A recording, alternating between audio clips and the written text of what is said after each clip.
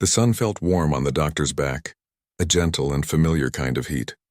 She pushed her trowel into the dark, rich soil of the community garden. Her hands, though skilled enough to perform delicate surgeries, now content with the simple work of pulling weeds and loosening earth. This was her world now. The soft chatter of neighbors, the smell of damp soil and growing things, the sight of bright green lettuce and plump red tomatoes. It was a world away from the place she had left behind. The cold, shiny floors of the hospital, the constant hum of machines, the sharp smell of disinfectant. Her name was Anya, and she had been a brilliant doctor, a specialist in poisons and how the human body fights them. But the pressure, the politics, the feeling that she was helping only the rich and powerful, it had worn her down. So she walked away. Here, in this neighborhood that was often forgotten by the city, she found her purpose again. She ran a small clinic from a converted little house, helping people with everyday sicknesses, cuts, and aches. She knew every child by name, and every elder trusted her advice. This piece, however, had a shadow looming over it. Just a few streets over, tall, shiny new buildings were going up. They were part of a huge project by a giant company called Titan Global. The man who owned it all was a billionaire named Alistair Vance. His picture was often in the news, a sharp-faced man with a stern look, always talking about progress in the future. But here, in Anya's neighborhood, progress meant something different. It meant eviction notices tucked into door frames. It meant old family stores closing because the rent became too high. It meant the slow, painful disappearance of a community she loved. Just last month, a small, cherished community greenhouse had been bulldozed to make space for a new parking lot for one of Titan Global's buildings. The people here had grown special plants there, not just for food but for medicine and study. Anya had loved that place. Its loss was a fresh wound for everyone. On this particular afternoon, she was thinking about that lost greenhouse, her thoughts dark and heavy, when the sound of a car broke the calm. It wasn't the usual rickety sound of an old truck or a neighbor's noisy engine. This was a deep, powerful, and smooth purr. A long black car, so shiny it reflected the sun like a dark mirror, slid to a stop right at the edge of the garden. It looked alien and out of place next to the chain-link fence and the wooden vegetable boxes. The doors opened, and two large men in dark suits got out first, their eyes scanning the area quickly. They looked nervous and serious. Then from the back seat a young man emerged. He was dressed in a suit that probably cost more than everything in Anya's clinic put together, but it was wrinkled and disheveled, his tie loose. His hair was messy and his face was pale with a kind of wild panic. He looked like he had just run a long, terrible race. He didn't seem to see anyone else. His eyes locked onto Anya, the only person standing in the garden. He started walking towards her, but his steps were unsteady. The neighbors who had been gardening or chatting nearby fell silent. You could only hear the distant city traffic. Before he even reached her, his strength seemed to give out. He didn't just kneel. He almost collapsed to his knees on the dusty path between the garden plots. The dirt smeared his expensive trousers, but he didn't seem to notice or care. "Dr. Wilkins?" he said, his voice rough and choked with emotion. It was a statement and a question all at once. Anya stood up slowly, wiping her dirty hands on her old jeans. She didn't say anything. She just watched him, her heart beating a little faster. She knew who he was. She had seen his picture in society pages next to his famous father. This was Julian Vance, the son of the man who was trying to erase her neighborhood. He looked up at her, and his eyes were full of a raw, desperate fear that was hard to look at. "They told me, the doctors at the hospital, the specialists, they all said you are the only one. The only one in the whole country who might know what to do." Anya felt a cold knot tighten in her stomach. She had left that life behind. She didn't want anything to do with the problems of the rich and powerful. "What are you talking about?" she asked, her voice calm but firm. "It's my father," the young man pleaded, his words tumbling out in a rush. "He's sick, dying. They don't know what's wrong with him. They've tried everything. But one of the doctors, an old professor, he whispered your name. He said if anyone understands this kind of sickness, it's you. He said you did research on something like this a long time ago." Anya crossed her arms. Memories flashed in her mind. Long nights in a lab, complicated formulas, a research paper she had written that was ignored because the sickness was too rare, not profitable enough to study. She had put all that away. "Mr. Vance," she said, using his formal name to create distance. I am sure your father has the best doctors money can buy. I am just a community doctor now. I help people with colds and scraped knees. I can't help you, but you can, he cried out, his voice breaking. A few of the neighbors watching shifted uncomfortably. The raw pain in his voice was real. Please, you have to come. You have to see him. He's all I have. He looked down at the ground, his shoulders shaking. He was just a scared boy despite his expensive clothes. A boy who was about to lose his father. Ma'am, he whispered, the word filled with a respect that surprised her. Please, please rescue my father. The words hung in the air between them. Ma'am. It was a word of respect, not a demand. It was the way the children in the neighborhood addressed her. It was the way the elders greeted her. In that one simple word, the billionaire's son had stripped away all his power and privilege and become just a son, begging for his father's life. Anya looked at him, kneeling in the dirt. She looked past him at the worried faces of her neighbors. Mrs. Thompson from the corner store, old Mr. Henry who always brought her fresh eggs. She thought of the bulldozed greenhouse, the eviction notices, the cold, uncaring empire that Alistair Vance had built. But she also saw the human being in front of her. The terror in his eyes was not about money or power. It was about love. It was a feeling every person in this neighborhood understood deeply. The fear of losing family. Her medical oath, the one she had sworn to help anyone in need, warred with her anger and her desire for a quiet life. Helping Alistair Vance felt like a betrayal of everyone standing around her. But refusing to help a dying man, no matter who he was, felt like a betrayal of herself. She let out a long, slow breath she didn't realize she was holding. The silence stretched, everyone waiting for her answer. Get up, she said finally, her voice soft but clear. Get up off the ground. Julian Vance looked up, a flicker of hope in his tear-filled eyes. She turned and looked at her small clinic, then back at his desperate face. Let me go get my medical bag. The ride in the silent black car felt like moving through a dream. Anya sat in the back seat, her old sturdy medical bag resting on her lap. It was a familiar weight, but today it felt heavy with a responsibility she never wanted again. Outside the tinted windows, her neighborhood, with its faded buildings and familiar faces, slid away, replaced by the sleek, glass and steel heart of the city. It was a world she had consciously left behind. The young man, Julian, sat beside her, staring out his own window. He had stopped crying, but the panic was still there, just under the surface. He kept clenching and unclenching his fists. Thank you, he said, his voice hoarse. You don't know what this means, Anya didn't answer. She was already mentally preparing herself, shifting from the community gardener back into the mind of a specialist. What could be wrong with a man who had access to every medical expert on the planet? A part of her, a bitter part, wondered if it was just some strange rich person's disease, something caused by excess. The car slipped into a private underground garage, so clean it looked unused. The elevator they entered was lined with polished wood and brass. It didn't have buttons for different floors. It just went up smooth and fast, opening directly into a vast, silent penthouse. The air inside was cool and still, smelling of expensive cleaning products, and underneath it all, the faint metallic scent of sickness. The place was huge, with floor-to-ceiling windows showing a breathtaking view of the entire city. But it felt empty, more like a museum than a home. A few quiet, serious people in suits, doctors and assistants, stood in a hushed group near a doorway. Julian led her past them without a word. He pushed open a heavy door and they entered a room that had been converted into a full intensive care unit. In the center of it all, surrounded by beeping monitors and tangled wires, lay Alistair Vance. Anya stopped for a moment, taking him in. The powerful, stern-faced man from the newspapers was gone. In his place was a pale, shrunken figure. His skin had a strange, waxy sheen and was damp with sweat. His breathing was shallow and rapid. Every few minutes, his body would tense with a subtle, painful-looking spasm. Anya moved forward, her doctor's instincts taking over.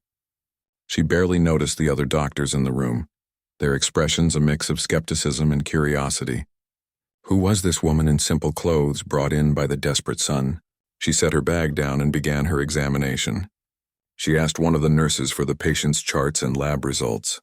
She read through them quickly, her eyes scanning the numbers. High fever, crashing blood pressure, neurological disturbances. The tests for common toxins, infections, and diseases had all come back negative. It was a medical mystery and a deadly one. Then she looked closer at his skin. There was a very slight, almost invisible bluish tint to his fingertips and around his lips. It was a detail someone might easily miss, but it triggered a memory, a deep one from her years of research. She leaned closer, gently lifting one of his eyelids. The pupil was dilated, but there was something else. A tiny pinprick hemorrhage in the white of the eye. It was the final clue. She straightened up, the pieces clicking into place in her mind. It was a diagnosis so rare most doctors would never see it in their entire careers. She turned to Julian, who was watching her, his whole body tense with hope. "It's not a disease," she said, her voice calm and certain in the quiet room. "He's been poisoned." A ripple of shock went through the other medical staff. One of the senior doctors stepped forward. "Poisoned? We've run every toxicology screen available. There's nothing." "This one doesn't show up on standard screens," Anya replied, her gaze still on Julian. "It's called sanguine lock. It's a toxin derived from the skin of a very rare frog found only in one small part of the Amazon rainforest. It doesn't kill quickly. It acts like a slow-acting paralytic, shutting down the nervous system and the organs one by one over several days. It mimics other illnesses." Julian's face was white. "Poisoned? But who? How?" "That's a question for you to answer," Anya said. "My job is the how. The toxin binds to the blood cells, locking them, preventing them from carrying oxygen properly. That's what causes the blue tint. That's why he's struggling." "Is there an antidote?" Julian asked, his voice barely a whisper. Anya was silent for a long moment. She looked from Julian's desperate face to the dying man in the bed. The man whose company was making life so hard for the people she cared about. "Yes," she said finally, "and no." "What does that mean?" "About 10 years ago, I was doing research on rare botanical antidotes. I theorized a counteragent for this specific poison. I even wrote a paper on it. But the pharmaceutical company that funded the research shelved it. They said it wasn't profitable. The poison was too rare. Maybe 1 person in 10 million would ever need the antidote. It wasn't worth the cost to develop." She could still remember the feeling of disappointment, the final push that made her question the entire medical-industrial complex. "But you know how to make it?" Julian insisted, grabbing onto the single thread of hope. "I know the theory," Anya said carefully. "The formula is in my old notes. But it's not simple. It's a complex biochemical process, and it requires a very specific ingredient to act as a catalyst to make the antidote work. A rare enzyme that can only be extracted from a particular plant." "Tell me what plant. We can buy it. We can have it flown in from anywhere in the world." Julian said, the power and money of his family suddenly back in his voice. Anya looked at him, and her expression was not unkind, but it was filled with a deep, painful irony. "You can't buy it," she said softly. "Not anymore. Why not?" "Because the plant was being studied and cultivated in a small community greenhouse in my neighborhood. It was a passion project for some local botanists. They believed in its potential." She paused, letting the weight of her next words sink in. "That greenhouse was bulldozed last month to make way for a new parking structure for a Titan global building." The silence in the room was absolute. The only sound was the steady, ominous beep of the heart monitor connected to Julian's father. Julian stared at her, his mouth slightly open. The hope in his eyes was replaced by a dawning horror. His father's company and its relentless push for progress had destroyed the very thing that could now save his life. The poison was in his body, but the cure had been wiped out by his own actions. He looked from Anya's steady gaze to his father's pale, still face. The consequences of their wealth and power had never felt so real or so cruel. The silence in the room was heavy and thick. You could only hear the soft, worried beeping of the machines keeping the father alive. Julian stood frozen, his face a mask of shock. He looked from the doctor's calm, serious face to his father, who was lying so still in the bed. His own family's company, his father's big plans for the city had destroyed the only thing that could save him. It felt like a cruel joke. He slowly walked to the big window and looked out at the city. From up here, everything looked clean and perfect. The buildings his father had built stood tall and shiny. But now for the first time, Julian wondered about the cost. What had been broken to build them? He thought about the small garden he had knelt in just an hour ago. He thought about the people living there. They weren't just names on a paper or problems to be solved. They were real people with a real community that his father's company was crushing. He turned around to face the doctor. The panic in his eyes was gone, replaced by a new, hard feeling. It was shame and determination.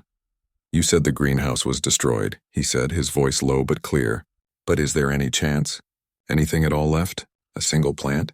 Some seeds?" The doctor Anya thought for a moment. The bulldozers came quickly, but the people who loved that place, they tried to save what they could. They grabbed boxes of soil, trays of young plants. It was chaos. Some things might have been saved. They are probably scattered now, in backyards and on balconies, but it's a mess. It's not a proper lab, and we don't have much time. "Then that's where we start," Julian said. He walked over to his father's bedside and looked down at the man who had taught him to be strong, to never take no for an answer. He knew his father would never ask for help. He would rather die than admit he needed someone he considered beneath him. But Julian was not his father. He looked at Anya. "What do you need?" "Tell me anything." Anya studied his face. She was used to rich people making promises. They promised the world when they were scared, and then forgot those promises when the danger was gone. But she saw something different in this young man's eyes. She saw a genuine understanding of the terrible mistake that had been made. "I need my old research notes from my storage," she said. "I need a place to work. A clean space. It doesn't have to be fancy, but it needs to have water and power. And most of all, I need to go back to the neighborhood and talk to people. I need to find any piece of that plant that survived." Julian nodded quickly. "Okay, tell me where your notes are. I will send my driver to get them right now. And a place to work." He looked around the cold, expensive penthouse. "Not here. This place, it's part of the problem." An idea came to him. "There is an old, unused warehouse near the docks. My company owns it. It's just sitting empty. It's big. It has everything you said. We can set up something there. I will make it happen." Anya was surprised. She had expected him to want to build a multi-million-dollar lab in his own building, but he understood that they needed to be close to the community, to the source of the cure. "Okay," she agreed. "The warehouse. But you have to understand something. When we go back to my neighborhood, I am in charge. You will do what I say. You will not order people around. You will not offer them money. These people have lost their homes and their gardens because of money. You need to listen. You need to be respectful." Julian swallowed hard and nodded. "I understand. I will follow your lead." An hour later, they were back in the black car, but this time it felt different. They weren't going to a palace of glass and steel. They were going back to the dusty streets and the garden. Julian had changed out of his expensive suit into a simple pair of trousers and a plain shirt he had found. He wanted to blend in, to not look like an enemy. When the car stopped at the same spot, the neighbors were still there, talking in low, worried voices. They saw Anya get out, and then they saw the young man get out after her. Their faces became hard and suspicious. Anya walked over to a small group of women who were standing near a fence. "Rosa," she said to one of them, an older woman with kind eyes and a strong posture, "we need your help." The woman looked at Julian, her gaze sharp and unfriendly. "Why is he back? Hasn't his family done enough?" Anya spoke gently. "His father is very sick, Rosa. The only thing that can help him is the silver leaf plant. The one old Mr. Henry was so proud of growing in the greenhouse. Do you know if any of it was saved? Does anyone have a piece of it?" Rosa crossed her arms. She looked directly at Julian. "That plant was special. It was from my cousin's home country. He brought the seeds back. It took years to make it grow here, and your bulldozers crushed it in 1 minute. Why should we help you?" Julian's face felt hot with shame. He stepped forward, but he remembered Anya's words. He didn't speak with authority. He spoke with humility. "Ma'am," he said, his voice respectful, "you are right. What happened was, it was a terrible mistake. I can't change the past, but my father is a human being and he is dying. If there is any chance, any small piece of that plant left, I am begging you. Please, let us try to use it to save a life." He didn't offer money. He didn't make promises. He just stood there asking for help. Rosa looked at him for a long time. The anger in her eyes softened just a little. She sighed and looked at Anya. "For you, doctor, we will do it. Not for him," she pointed a finger at Julian, "but for you because you have always been here for us." She turned and called out to a young boy who was kicking a ball against a wall. "Leo, go to Mrs. Gable's house. Ask her for the box of plants she saved from the greenhouse. Tell her the doctor needs it for something important. Then she looked back at Julian. You can wait here, and you will not get in anyone's way. Julian just nodded and stood quietly by the car, watching as the community, which he had only ever seen as a problem, now buzzed with activity for a single kind purpose: to help. He felt like a stranger in his own city, learning a new and important lesson about what really made a community strong. It wasn't money or power, it was trust, and it was a thing his family had broken, and he now had to find a way to fix. The old warehouse near the docks was a world away from the penthouse. It was huge and echoey, smelling of dust, old wood, and the dampness from the river. High windows let in long, slanted beams of sunlight, showing dust motes dancing in the air. In the center of this vast empty space, a small island of activity had been created. A few long tables were set up, covered with clean white sheets. On them sat Anya's old medical equipment, brought from storage. Microscopes, glass beakers, Bunsen burners, and stacks of her handwritten research notes. It looked small and fragile under the cavernous ceiling. Julian had kept his word. He had gotten them the space, and he had gotten everything on Anya's list. But now he stood to the side feeling useless. He watched as Anya and two of her trusted friends, a retired chemistry teacher from the neighborhood and a young, smart biology student, worked with a quiet, focused intensity. They were huddled around a single small plant. It was the silverleaf plant, saved from the bulldozers by Mrs. Gable, who had kept it alive in a cracked plastic pot on her fire escape. It didn't look like much. Its leaves were a bit wilted with a silvery dust on them, but to this team it was the most precious thing in the world. Anya was carefully cutting a tiny piece of a leaf with a scalpel. Her hands were steady. We need to extract the enzyme without damaging the plant's core structure, she explained softly to her student. We have to keep it alive. This might be the only one we have. The retired teacher, a man with kind eyes and careful hands, was carefully measuring chemicals according to Anya's old formulas. The balance has to be perfect, he murmured, his brow furrowed in concentration. Julian felt like a giant, clumsy ghost. He didn't understand the science. He was a man who understood balance sheets and business deals, not biochemical formulas. Every time he tried to step closer to see what was happening, he felt like he was intruding on a sacred ritual. He wanted to help, to do something, anything, to feel less helpless while his father's life ticked away. He saw that the floor near their work table was dirty. He found an old broom in a corner and started to sweep, creating a clean circle around them. He saw they needed more light, so he managed to find some powerful work lamps and set them up, plugging them into a long extension cord. He made a silent run to a nearby market and came back with a cardboard box full of hot tea, sandwiches, and bottles of water, setting it down quietly on a crate near them. He didn't say, "Look what I did," he just did it. He was trying to build a wall of small, practical things around their important work. To protect it, Anya noticed. During a short break, while she was waiting for a solution to heat, she walked over to him. He was sitting on an old wooden crate, staring at his phone, which had no signal in the thick-walled building. "Thank you," she said, handing him a cup of the hot tea he had brought. "For the food. For the lights." He looked up, surprised. "It's nothing. I don't know what any of that is," he said, nodding towards the beakers. "But I can sweep a floor." "It's more than that," Anya said, sitting on a crate opposite him. "It helps. This is slow, careful work. One wrong measurement and we waste the sample. We can't afford to waste anything. How long?" Julian asked, the fear creeping back into his voice. "How long does my father have?" Anya's face was serious. "If my theory is right, the poison works in stages. We are near the end of the second stage. The next stage, it starts to shut down the major organs, the heart, the lungs. Once that begins, even if we have the antidote, it might be too late. We have maybe 36 hours, maybe less." The number hung in the air between them. 36 hours. It felt like both a lifetime and no time at all. Just then, the large metal door of the warehouse creaked open. A man walked in. He was tall, dressed in an impeccably tailored suit, his hair perfectly in place. It was Mr. Thorne, his father's second in command. Julian had always found the man cold but efficient. Now seeing him here in this place that felt like a secret sanctuary sent a chill down Julian's spine.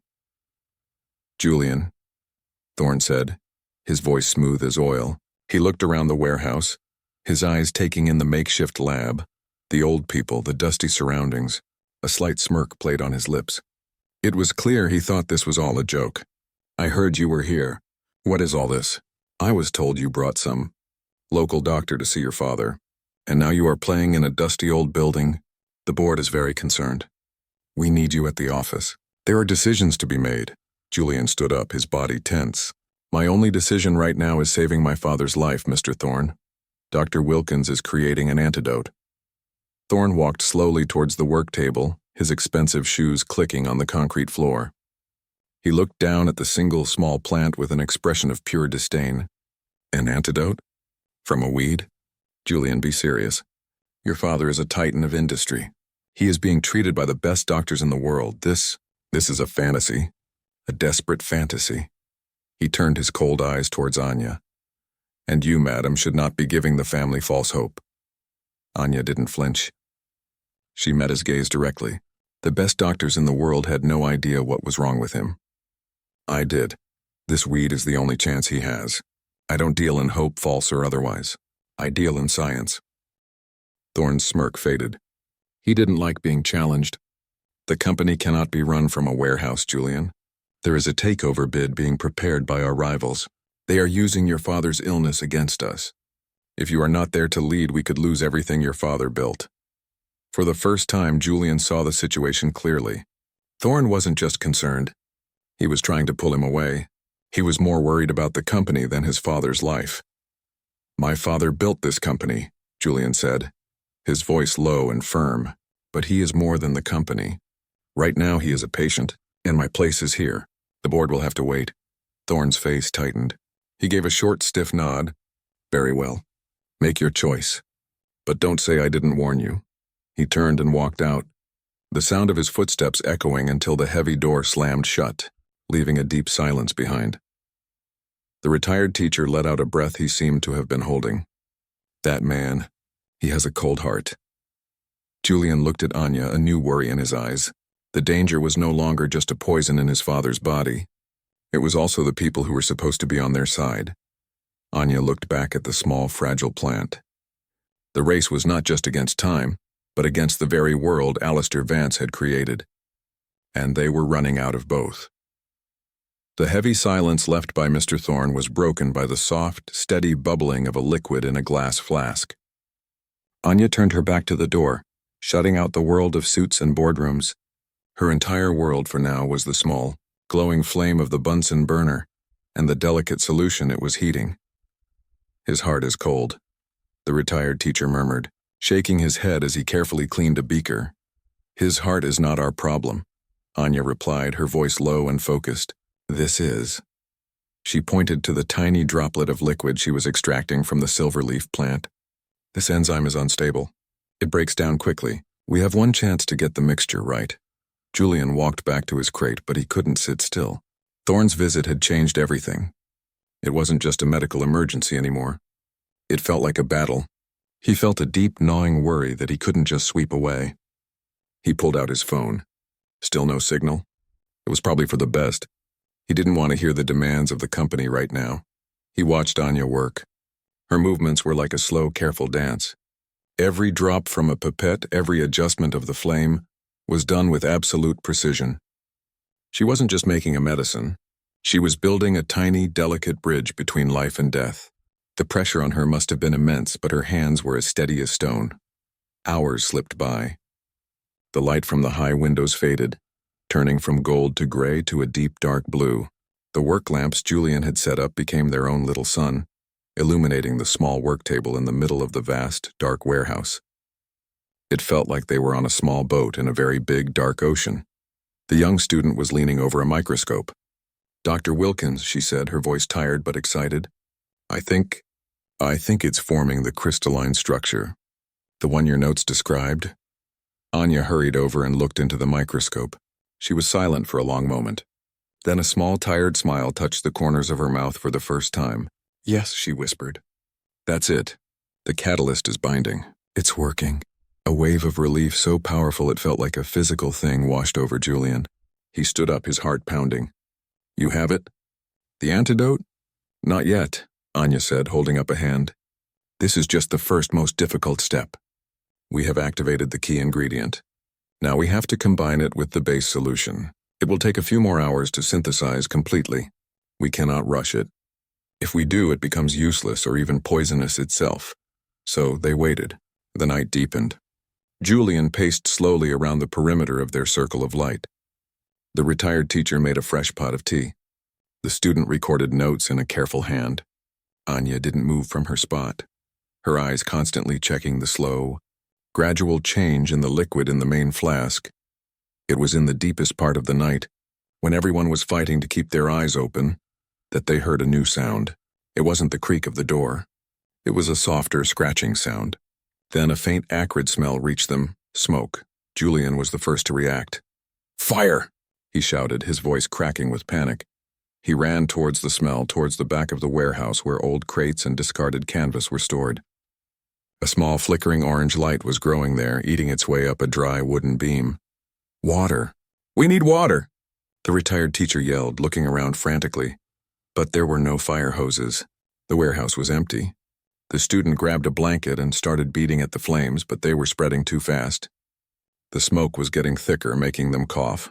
Julian's mind raced. This was no accident. Thorn, it had to be. He was trying to stop them, to destroy their work. He looked back at the work table. The antidote, the product of so many hours of painstaking work, was sitting there in its glass flask. The fire was still a distance away, but the smoke and heat would ruin it, or a falling piece of burning wood could shatter the glass in an instant. Anya was frozen for a second, her eyes wide, looking from the fire to the flask. All of it, everything, was about to be lost. "Get the antidote," Julian yelled to her. "Get it out of here. We'll fight the fire." He didn't wait. He grabbed another blanket and joined the student, hitting at the flames with a desperate strength. The heat was intense, searing his face. The retired teacher found an old bucket and was running back and forth from a rusty sink in the corner, throwing small amounts of water that sizzled on the fire. It was a losing battle. The fire was growing. Anya snatched the flask containing the precious liquid. It was warm to the touch. She looked for a safe place, but the smoke was filling the whole warehouse now. There was no safe place, then she saw it. The large, heavy door of a walk-in cold storage room, long unused. She ran to it, her heart hammering in her chest. She pulled on the handle. It was stiff, but it moved. A rush of cold, stale air hit her face. She carefully placed the flask inside on a metal shelf and shut the heavy door, sealing it away from the heat and smoke. Then she turned back to help fight the fire. She grabbed a blanket and joined Julian, her arms aching with each swing. They were all coughing, their eyes stinging. The fire was starting to surround them, cutting off their path to the main door. Just as Julian felt a wave of hopelessness, they heard a new sound. The loud, beautiful wail of sirens, growing closer. Red and blue lights flashed through the high, dirty windows. Moments later, the large main door was pushed open from the outside, and firefighters, silhouetted against the night, rushed in with hoses. The water hit the fire with a powerful hiss, and steam mixed with the smoke. The fight was over in minutes. The warehouse was a wet, smoldering, blackened mess. But they were safe, and the antidote was safe. As the firefighters checked the area, a soot-covered Julian, his hands raw, stumbled over to Anya. She was leaning against a wall, catching her breath, her face black with smoke. "You saved it?" he asked, his voice rough. She nodded, too tired to speak.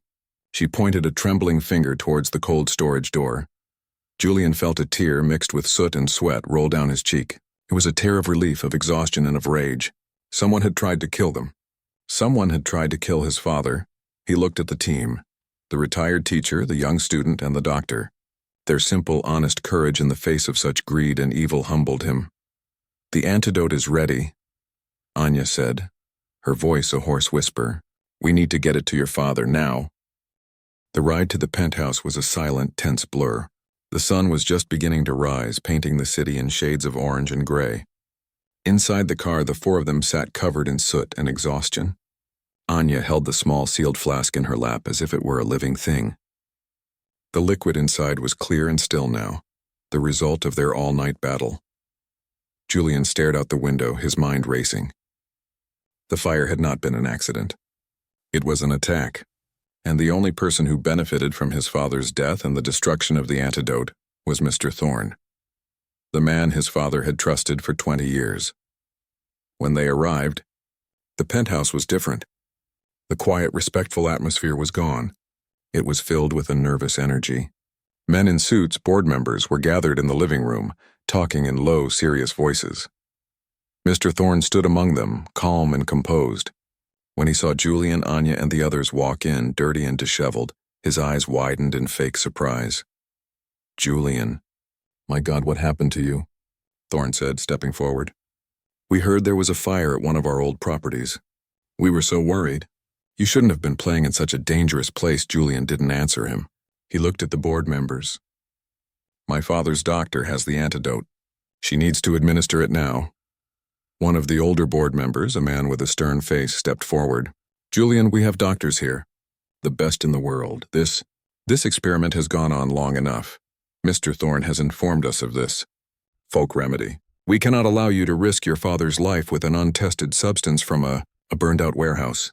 Anya stepped forward. She was tired and she was dirty, but her voice was firm and clear. "I am Dr. Anya Wilkins. I am a specialist in toxicology. The substance in your CEO's body is a rare poison called sanguine lock. The liquid in this flask is the only known counteragent. It is not a folk remedy. It is science. And without it, Alistair Vance will die. The decision is not about business. It is about medicine. And as his doctor, I am telling you we are out of time." She looked directly at Julian. The final decision was his. He had to choose between the world of business and power, and the chance to save his father. Julian looked at the board members, at their doubtful faces. He looked at Mr. Thorne, whose mask of concern was beginning to look strained. Then he looked at Anya, who had fought all night, who had risked everything for a man she had every reason to hate. He turned to the board. "Get out of our way," he said, his voice low but with a new, unshakable authority. "This is not a board vote. This is my father." He led Anya past the stunned men and into his father's room. The medical staff inside looked uncertain, but a sharp look from Julian made them step back. Anya worked quickly. She filled a syringe with the clear liquid from the flask. She found a vein in the father's arm and with a steady hand injected the antidote. Then the hardest part began, the waiting. There was nothing to do but watch the monitors and the man in the bed. Julian pulled up a chair and sat by his father's side. Anya stood nearby, her arms crossed, her eyes fixed on the patient. The board members and Mr. Thorne lingered by the door, unable to leave, their silence filled with tension. An hour passed. Then two. Nothing changed. The steady, weak beeping of the heart monitor continued. The father's breathing remained shallow. Julian felt a cold dread growing in his stomach. Had it not worked? Had the fire, the stress, ruined it? Mr. Thorne finally broke the silence. "This is a tragedy," he said, shaking his head with fake sadness. "To give the family such false hope. Now, Julian, we must discuss the company's future." Just as he finished speaking, a soft sound came from the bed. It was a groan. Julian's head snapped around. His father's face, which had been still as stone for days, twitched. His fingers moved slightly on the white sheet. The heart monitor began to beep a little faster. A little stronger. Alistair Vance's eyelids fluttered. Slowly, with great effort, they opened. He blinked, his gaze cloudy and confused. It wandered around the room before finally landing on his son's face. "Julian?" he whispered, his voice a dry, cracked thing. What happened?" A wave of pure, overwhelming relief washed over Julian. He grabbed his father's hand. "You were sick, Dad, very sick. But you're going to be okay." Over the next few hours, the change was miraculous. Color returned to the old man's cheeks. His breathing grew deeper and more regular. He was weak, terribly weak, but he was alive. He was present. When he was strong enough to listen, Julian told him everything. He told him about the poison. He told him about the doctor from the community he was trying to bulldoze. He told him about the destroyed greenhouse and the desperate search for the plant. He told him about the fire in the warehouse.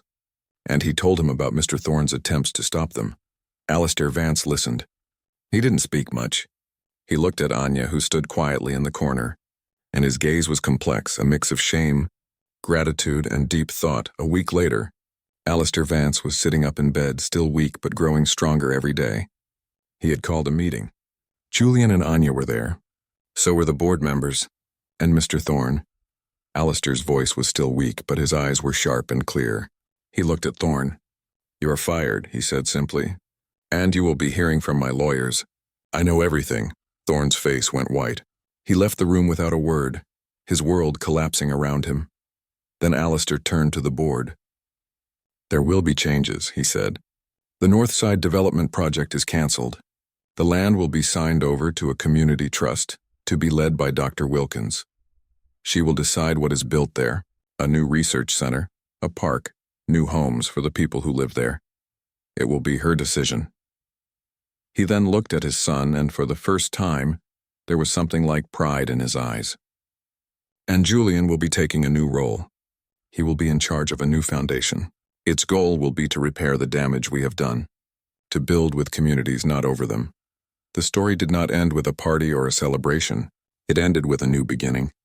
Anya stood on the empty lot where the greenhouse had once been. It was just dirt and memories now, but in her hand she held the architectural plans for a new beautiful building, a community health and research center. Julian walked up and stood beside her.